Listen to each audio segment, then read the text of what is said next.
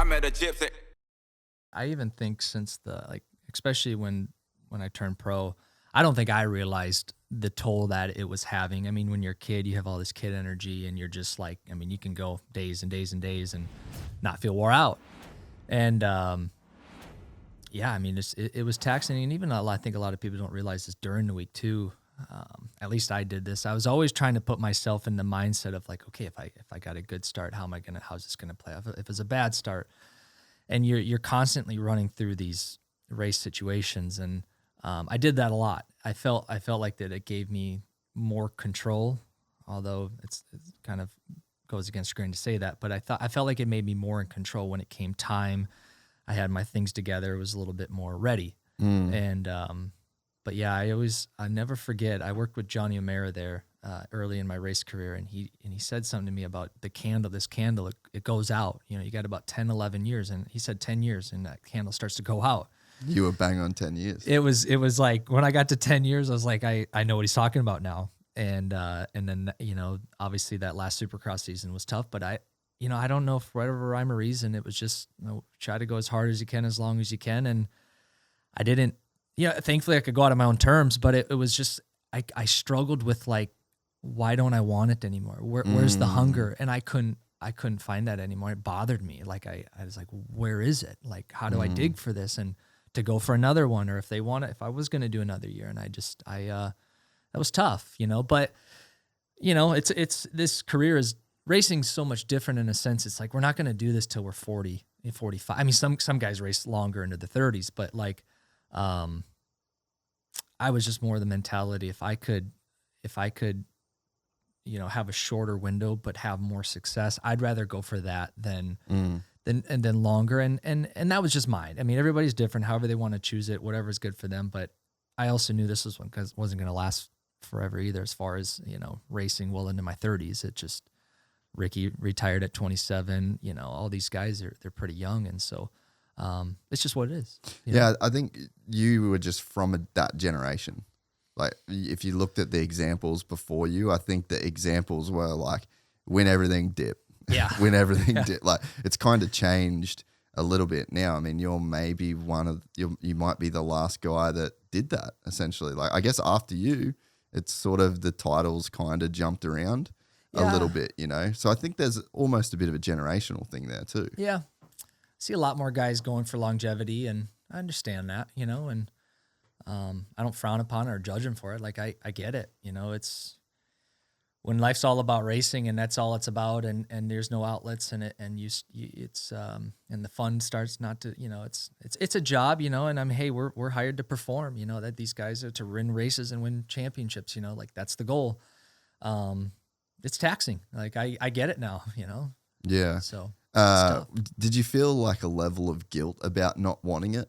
It's like you're a champ. You're the motocross and supercross champ. You're Ryan Dungey. You're the man, and you're like, I just kind of don't really want it that bad. Like that probably was a weird feeling. Yeah, it was. I don't want to say I feel like I made the wrong decision when I retired. I all the signs were pointing to that, like it's time. But I think there was some guilt that I put on myself, and I shouldn't have done that, after. But I think once I got the time off, 6, 7, 8 months, and it was, we're doing all kinds of fun stuff. Me and Lindsay, we're enjoying life, and then it was like, all right, I'm kind of done with having fun. I want to go like work hard now. But it was like, that's when the passion, and I realized like, man, I never doubted that I enjoyed it, but like, man, I really enjoyed what I did. Like I really enjoyed it, and but things had moved on, and that's okay, So it was those are just, I think, all things that I going through, working through, emotions, thoughts. Do I go back? Do I not go? It was just a roller coaster after 2017. But did you follow Casey Stoner's career much at all?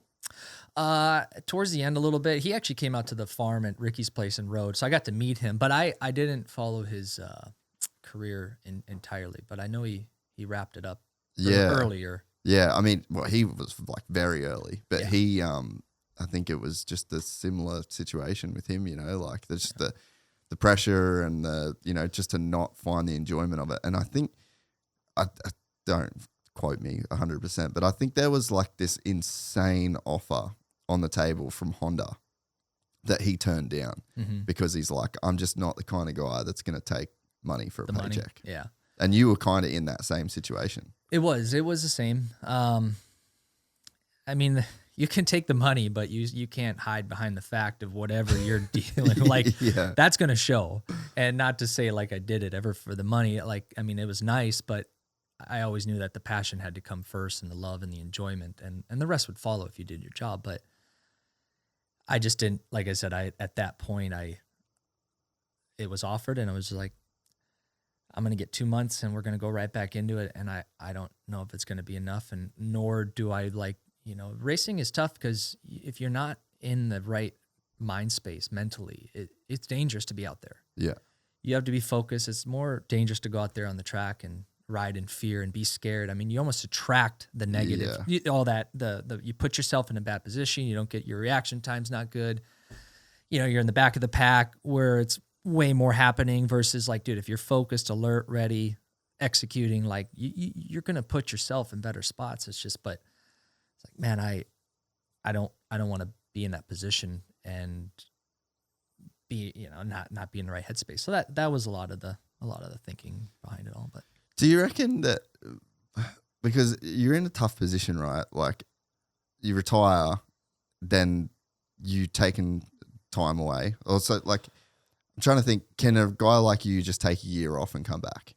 Or is it 2 years? Is it like, because it just feels like there's such a compounding effect, fitness, bike time, testing, speed, new guys that want it, and it's funny, I think about like Eli this season and Jet, and it's like, well, it was Dungey and Eli. Yeah. And it was a very similar role, and I wonder, I think the supercross only things is like that as far as you could take it, to where like you couldn't really just take 12 months off completely and come back. No, you'd be stretching. Even the time I took off of the outdoor season from my neck injury in 16, I noticed a difference going into 17.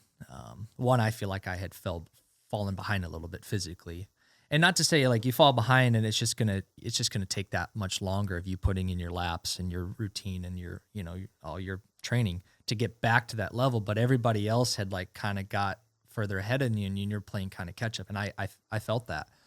Speed, fitness, bike development, all these things. I mean, it's crazy to think like how much can change in a year, but like there's small changes, but when you're on there on the track as a racer, I mean, they're like big differences. If you enjoyed this content, please like and subscribe. And to listen to the full 3-hour podcast, search Gypsy Tales in your favorite podcast platform or click the link in the description below. Gypsy Gang.